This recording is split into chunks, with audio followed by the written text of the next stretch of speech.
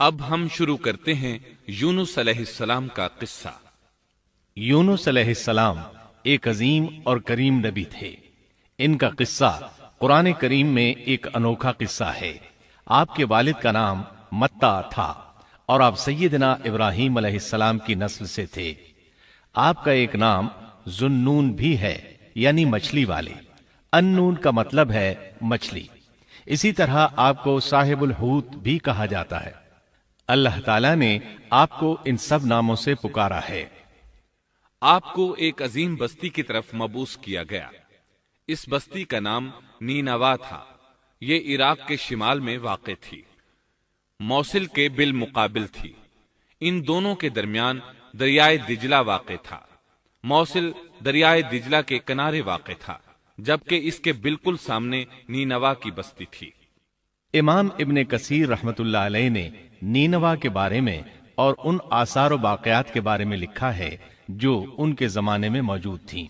وہاں کچھ بت تھے جو اوندھے منہ گرے پڑے تھے۔ اللہ تبارک و تعالی نے یونس علیہ السلام کو نینوا کی طرف رسول بنا کر بھیجا۔ سورۃ الصافات آیت 139 میں ہے، وَإِنَّ يُونُسَ لَمِنَ الْمُرْسَلِينَ، اور بے شک یونس رسولوں میں سے تھے۔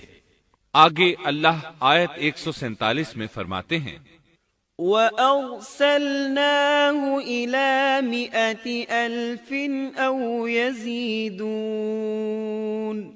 اور ہم نے اسے 100,000 بلکہ اور زیادہ آدمیوں کی طرف بھیجا۔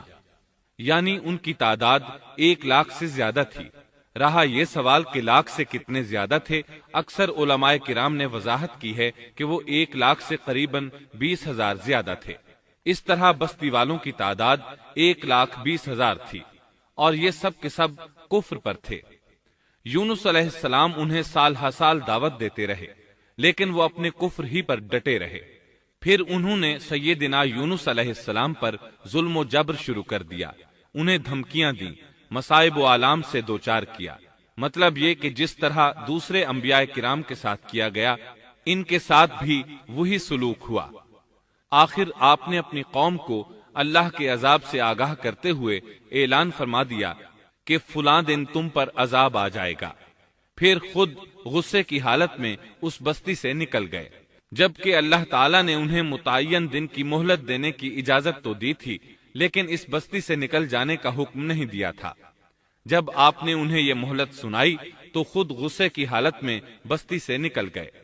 سورہ انبیاء آیت 87 میں اللہ تعالیٰ فرماتے ہیں، وَذَا النُّونِ إِذ ذَّهَبَ مُغَاضِبًا فَظَنَّ أَن لَّن نَّقْدِرَ عَلَيْهِ، مچھلی والے کو یاد کرو جبکہ وہ غصے سے چل دیا اور خیال کیا کہ ہم اسے نہ پکڑ سکیں گے۔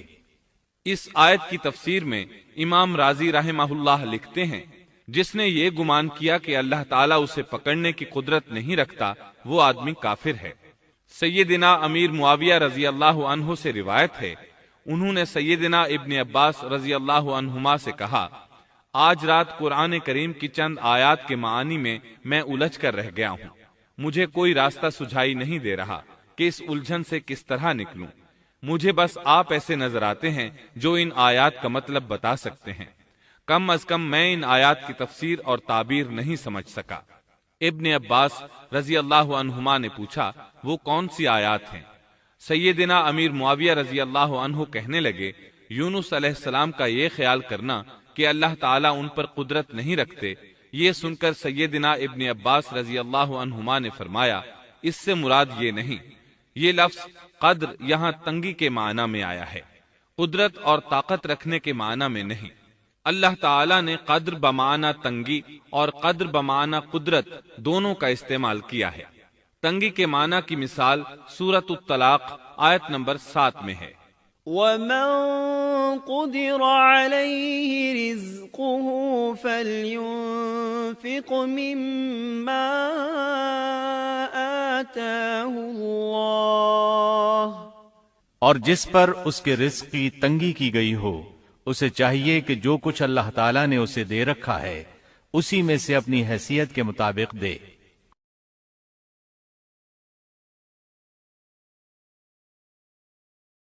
تو اس آیت میں بھی یہی معنی مراد ہے کہ انہوں نے گمان کر لیا ہم ان پر تنگی نہیں کریں گے، یعنی ان کا خیال یہ تھا کہ اگرچہ وہ اللہ تعالیٰ کی اجازت کے بغیر نکل کھڑے ہوئے ہیں پھر بھی اللہ ان پر تنگی نہیں کریں گے، کیونکہ وہ اللہ کے ایک معزز نبی اور رسول ہیں، اور ان کی قوم کے لوگ اللہ کی گرفت اور اس کے عذاب کے مستحق ہیں۔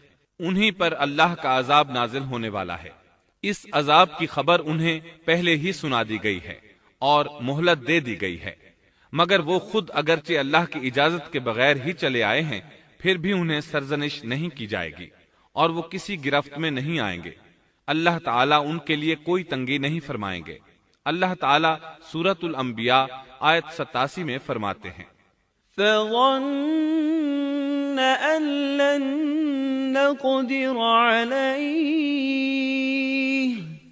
اس نے خیال کیا کہ ہم اسے پکڑ نہیں سکیں گے۔ مطلب یہ کہ ہم انہیں کوئی سزا نہیں کریں گے اور ان پر کسی طرح کی تنگی نہیں کریں گے، اور وہ سمندر کی طرف چل دیے۔ انہی دنوں میں عذاب الہی کی کچھ علامات نینوا بستی پر ظاہر ہونا شروع ہو گئیں۔ ایک بہت بڑا سیاہ بادل ان کی طرف بڑھنے لگا، اس بادل میں آگ کے شعلے دکھائی دینے لگے۔ ان لوگوں نے یہ بادل ان متعین دنوں میں سے پہلے ہی دن دیکھ لیا۔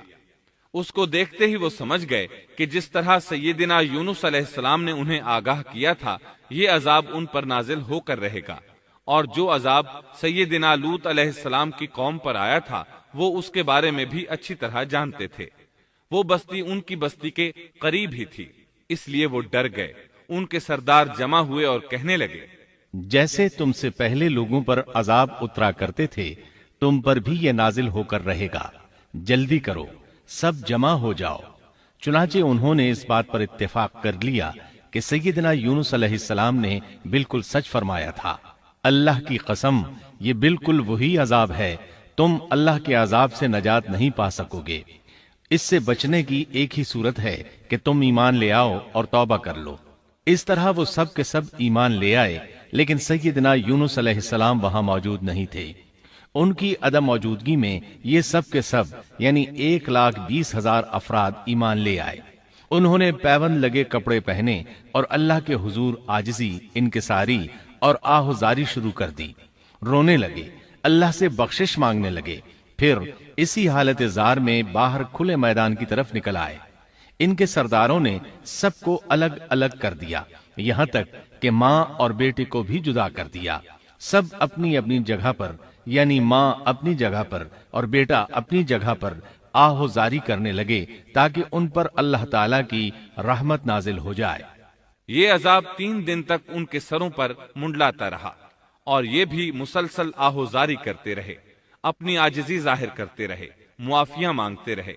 آخر کار اللہ تعالیٰ نے ان پر رحم و کرم فرما دیا اور عذاب کو ان سے پھیر دیا۔ اللہ تعالیٰ سورہ یونس آیت 98 میں فرماتے ہیں، فلولا كانت قرية آمنت فنفعها إيمانها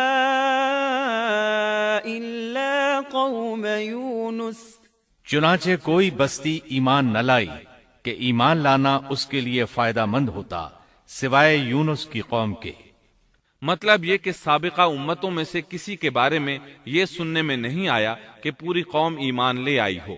تمام بستیوں میں ایک بھی بستی ایسی نہیں تھی، بس ایک یونس علیہ السلام کی قوم ایمان لے آئی۔ اللہ تعالیٰ سورہ یونس آیت 98 میں فرماتے ہیں، لما آمنوا كشفنا عنهم عذاب الخزي في الحياة الدنيا ومتعناهم إلى حين۔ جب وہ ایمان لے آئے تو ہم نے رسوائی کے عذاب کو دنیاوی زندگی میں ان پر سے ٹال دیا اور ان کو ایک وقت تک کے لیے زندگی سے فائدہ اٹھانے کا موقع دیا۔ مطلب یہ کہ ہم نے انہیں دنیاوی زندگی کا لطف اٹھانے کا موقع دیا۔ اب اس قوم پر قیامت کے دن تک عذاب نہیں اترے گا۔ علامہ ابن کثیر رحمت اللہ علیہ فرماتے ہیں، اس آیت کریمہ کا مفہوم یہ ہے کہ کسی بستی کے تمام باشندے کسی نبی پر کبھی ایمان نہیں لائے یا تو سب نے کفر کیا یا پھر اکثر نے کفر کیا۔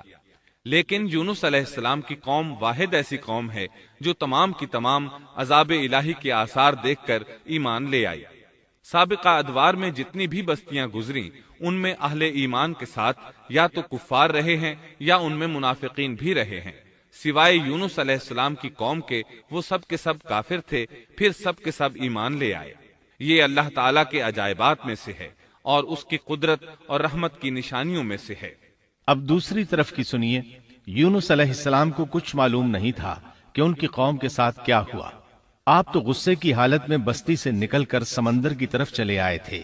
آپ ایک کشتی کی طرف آئے، اس میں سواریاں اور ساز و سامان لدا ہوا تھا۔ اللہ تعالیٰ سورۃ الصافات آیت 140 میں فرماتے ہیں، اذ ابق الى الفلك المشحون، جب وہ بھاگ کر بھری کشتی پر پہنچے۔ کشتی روانہ ہوئی، موجیں اٹھیں، سمندر میں طغیانی آئی، یوں لگتا تھا کہ بس ابھی غرق ہوئے۔ کہنے لگے بوجھ ہلکا کرو، اپنا ساز و سامان سمندر میں پھینک دو۔ چنانچہ انہوں نے اپنا اپنا ساز و سامان سمندر میں پھینک دیا۔ اس طرح کشتی کچھ ہلکی ہو گئی، لیکن ضرورت کے مطابق ہلکی نہ ہو سکی۔ اب وہ کہنے لگے کسی کو سمندر میں گرانا ضروری ہے تاکہ کشتی مزید ہلکی ہو جائے، ورنہ یہ ڈوب جائے گی۔ جلدی کرو، قرع ڈالو۔ جس کے نام کا قرع نکلتا جائے اسے سمندر میں گراتے جاؤ اور بار بار یہ عمل دہراتے جاؤ یہاں تک کہ کشتی ہلکی ہو جائے۔ چنانچہ قرع ڈالا گیا۔ سب سے پہلے یونس علیہ السلام کا نام نکلا۔ سب کہنے لگے نہیں، یہ تو ایسے نہیں ہیں، ان کے چہرے پر تو سجدوں کے نشانات ہیں، انہیں رہنے دو، پھر قرع ڈالو۔ چنانچہ پھر قرع ڈالا گیا، پھر انہی کا نام نکلا۔ سب نے تعجب کیا۔ تیسری مرتبہ پھر قرع ڈالا گیا، اس بار پھر یونس علیہ السلام ہی کا نام نکلا۔ اللہ تعالیٰ سورۃ الصافات آیت 141 میں فرماتے ہیں، فساهم فكان من المدحضين، پھر قرآن اندازی ہوئی تو یہ مغلوب ہو گئے۔ ہر بار انہی کا نام نکلا۔ آخر کار ان لوگوں نے انہیں پکڑ کر سمندر میں گرا دیا۔ فالتقمه الحوت، تو پھر انہیں مچھلی نے نگل لیا۔ حوت بڑی مچھلی کو کہتے ہیں۔ اللہ تعالیٰ نے حوت کو القاء فرمایا، انہیں کھانا نہیں، نہ ان کے جسم کو کوئی گزند پہنچے۔ یہ اس مچھلی کو اللہ تعالیٰ کے احکامات تھے۔ اللہ تعالیٰ سورۃ الصافات آیت 142 میں فرماتے ہیں، فالتقمه الحوت وهو مليم، تو پھر انہیں مچھلی نے نگل لیا اور وہ خود اپنے آپ کو ملامت کرنے لگے۔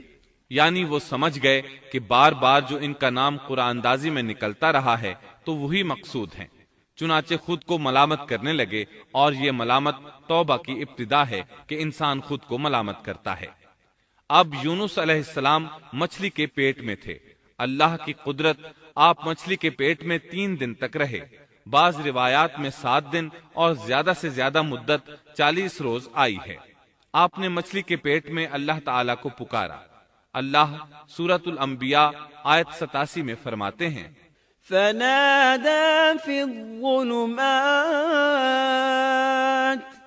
آخر کار وہ اندھیروں کے اندر سے پکار اٹھے۔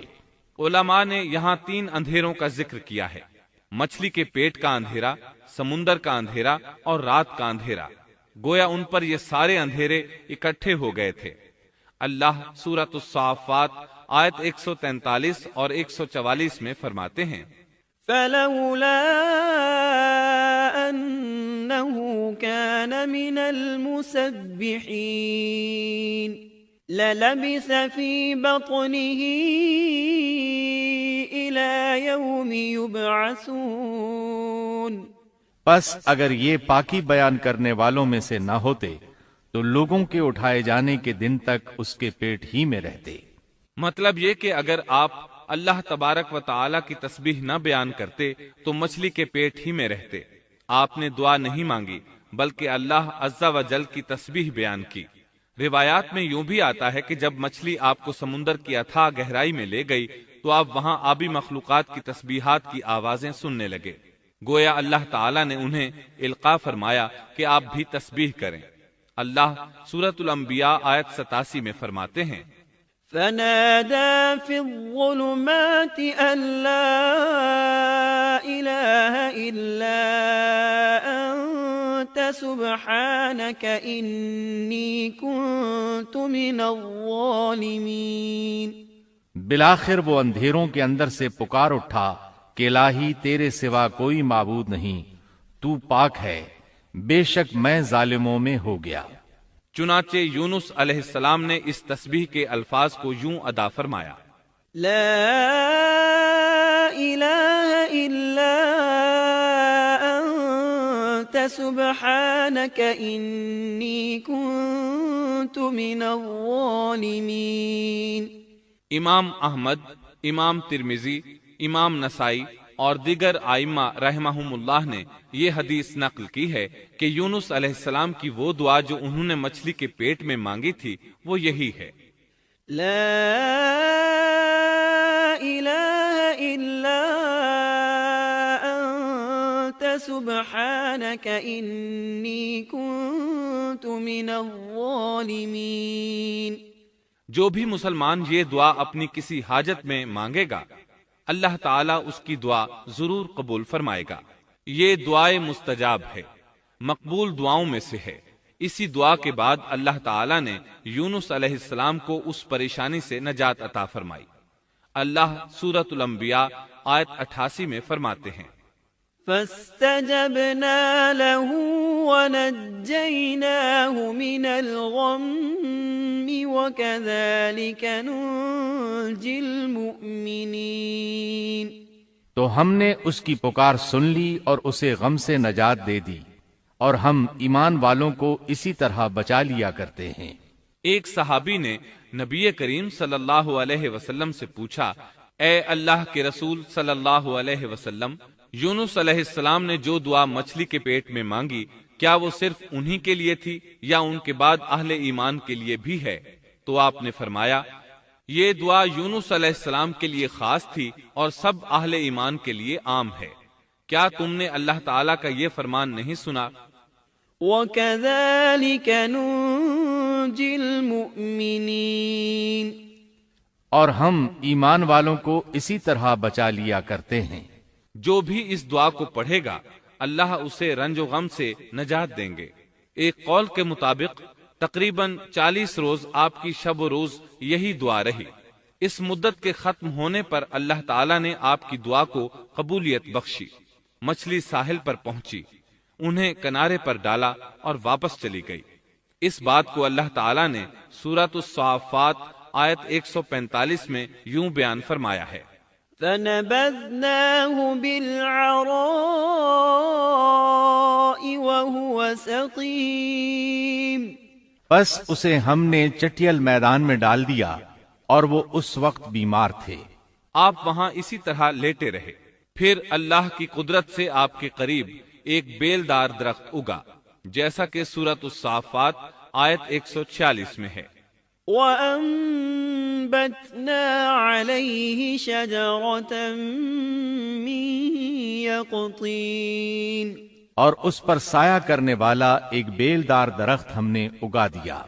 اس کدو کے درخت کے متعلق مورخین کا کہنا ہے کہ اللہ تعالیٰ نے اس درخت کا انتخاب اس لیے فرمایا تھا کہ اس درخت کے پتے چوڑے ہوتے ہیں، ان کے سائے میں انہیں ڈھانپ دیا گیا تاکہ ہوا سے اذیت نہ پہنچے، اس لیے کہ ان کے جسم سے جلد اتر گئی تھی۔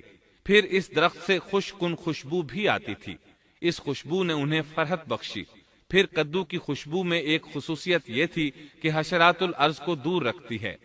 اللہ تعالیٰ نے انہی خصوصیات کی وجہ سے اس بیلدار درخت کا انتخاب فرمایا تھا تاکہ آپ ہر طرح کی تکلیف سے محفوظ رہیں۔ یہ ہے اللہ کی قدرت، سبحان اللہ۔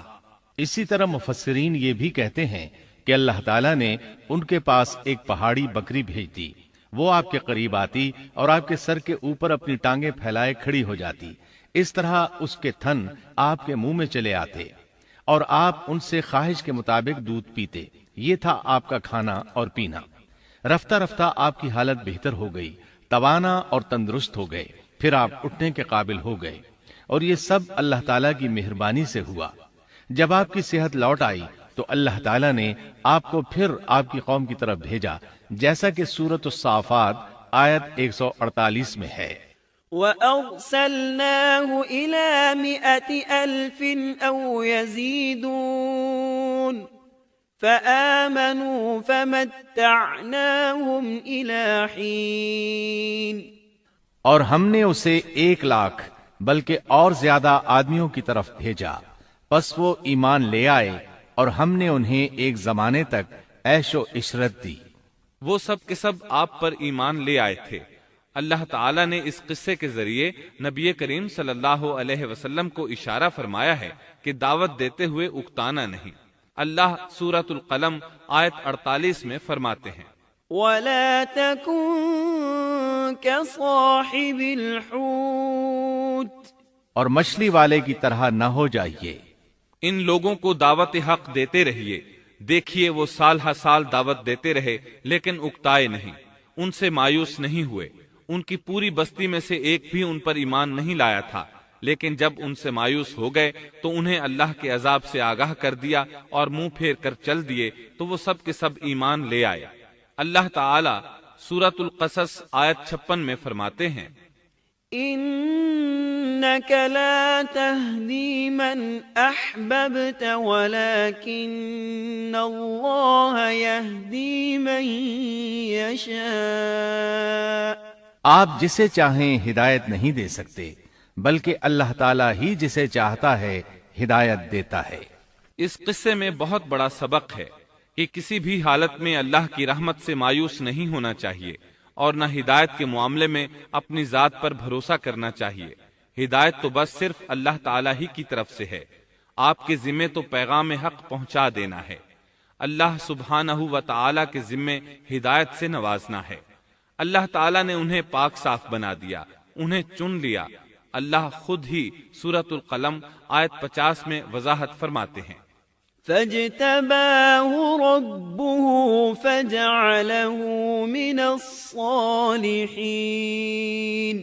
اسے اس کے رب نے پھر نوازا اور اسے نیک لوگوں میں کر دیا۔ امام مسلم نے ایک حدیث روایت کی ہے کہ نبی کریم صلی اللہ علیہ وسلم نے فرمایا، لا ينبغي لعبد أن يقول أنا خير من يونس بن متى۔ تم میں سے کوئی شخص ہرگز یہ نہ کہے کہ میں یعنی محمد یونس بن متا سے بہتر ہوں، یعنی یوں نہ کہے کہ میں سیدنا یونس علیہ السلام سے افضل ہوں۔ وہ اس طرح کہ وہ تو اپنی قوم کے ایمان لانے سے مایوس ہو گئے تھے اور میں مایوس نہیں ہوں۔ اس طرح بالکل نہ کہے، کیونکہ بالآخر اللہ تعالیٰ نے آپ کو چن لیا اور برگزیدہ بنا لیا اور صالحین میں داخل کر لیا۔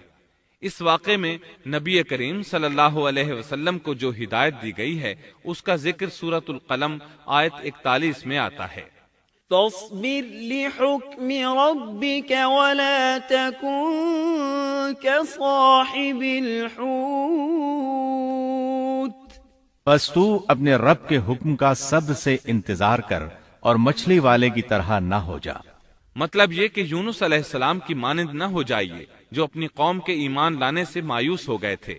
یقیناً دین کی دعوت اور حق کے پرچار میں یہ بہت عظیم سبق ہے کہ دائی اللہ کو کبھی مایوس نہیں ہونا چاہیے۔ یونس علیہ السلام کا قصہ ختم ہوا